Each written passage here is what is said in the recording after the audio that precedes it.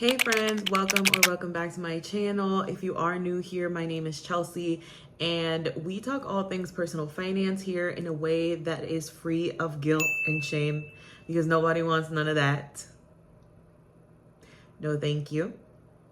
But today I wanted to talk you through my budgeting process, the way I think of my budget, the way it makes sense to me, because I know when I do my budget breakdowns that I'm just listing out those amounts and calculating that. However, it might be helpful to know some of that like background work a little bit more too. So that's what we're going to be doing today. So I'm going to be telling you the why and how behind my budget breakdown. So we're going to get a little behind the scenes. And if you haven't yet seen them, I always do budget breakdowns on this channel as well as my Instagram and TikTok. So make sure to follow me over there as well. Let's go ahead and get started. So my first step is always figuring out how much income I have. So basically for me, that's figuring out what I have to work with. And that's always step one. So I'm a person who normally just budgets by paycheck. So I am paid every other Friday. So I'm normally only budgeting from that paycheck to the next paycheck and budgeting whatever bills fall within that time frame. However, some people budget monthly. It depends on your preference and what you feel comfortable with. I have now recently started to incorporate a little bit of monthly as well, but my preference is always going to be paycheck. We go together like this. But I feel like it allows me to get a little bit more nitty-gritty with my income and lets me get very detailed and down to like the dollar basically.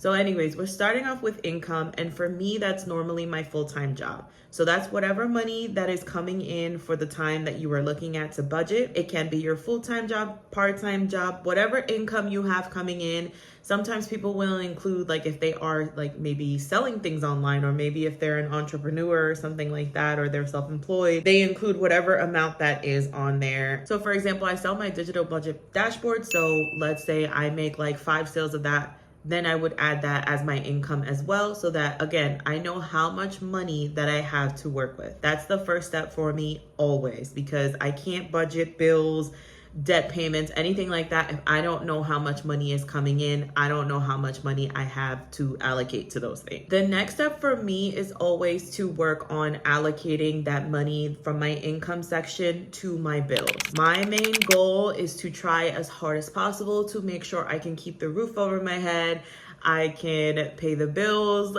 all that. So that's always going to be my first step. If you've ever seen my budget breakdown, it'll include mortgage, electric, stuff like that, which I consider the essential bills. However, it'll also include my non-essentials as well. So maybe subscription services like Hulu or like a gym membership, something like that. I consider those non-essentials. And what I mean by that is, for me personally, if I didn't have enough money to cover all of those bills, then I'm not going to continue my gym membership. I'm not going to continue watching Hulu or HBO Max or anything like that. But what I do think is essential is trying to aim towards paying my mortgage, paying my electric bill, stuff like that. So that's what I mean by non-essential and essential.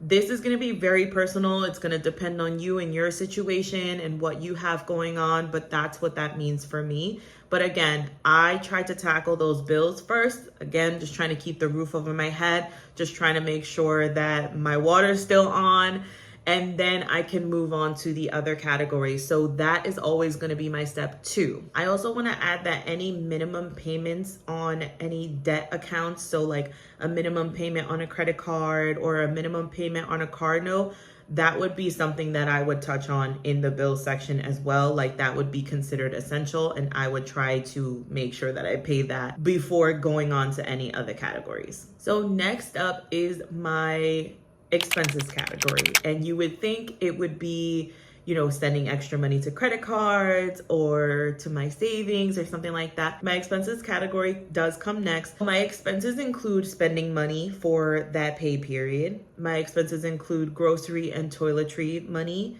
gas money for my car, fun money or entertainment money, and other, which really just serves kind of like a buffer in my account just in case I may need it, which normally I do.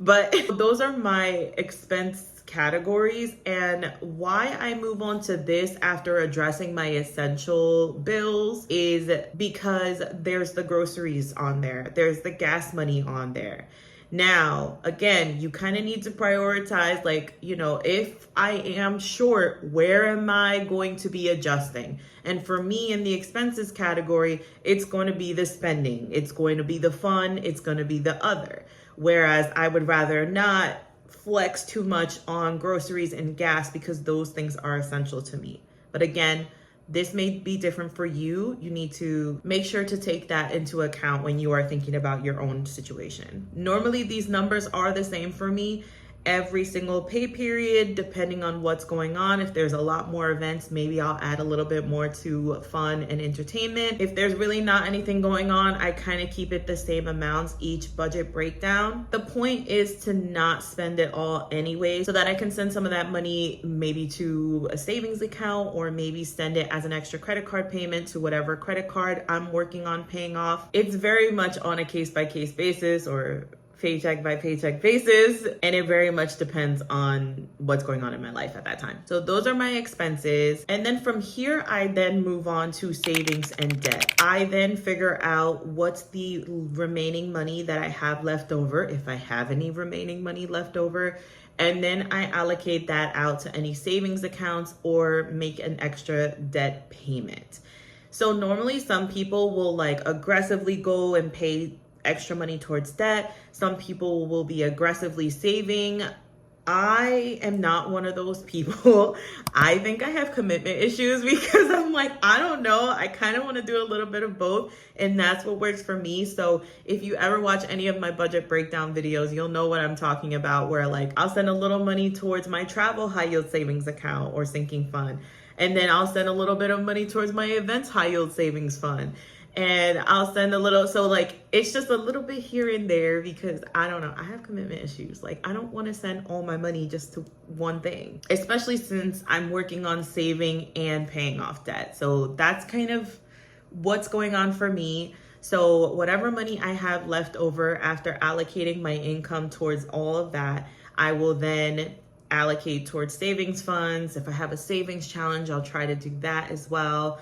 And if I do have some money left over, I will try to make an extra credit card payment and try to help pay off the credit card that I am working on. But again, if the money's not there, we are very much staying at essential bills if we can, credit card minimum payments, and groceries and gas. Like, that's that. And that's the reality of the world that we live in, where sometimes it needs to be like that. Sometimes you're short. Sometimes you have to figure things out. Don't feel bad. Don't let the comparison game get you. Who wouldn't like to have extra money? I know I sure would. I don't know who says money don't buy happiness, because I feel like that's false. Anyways, that's my personal opinion. But again, this is the situation that we've been dealt with, unfortunately, especially in this economy, and prices keep raising. It's becoming harder and harder. Just being here, just watching this video and following along and budgeting and paying attention to your money and paying attention to your transactions honestly goes a long way and should be applauded. So if that is something that you're doing, I'm so proud of you. If you're not doing it yet,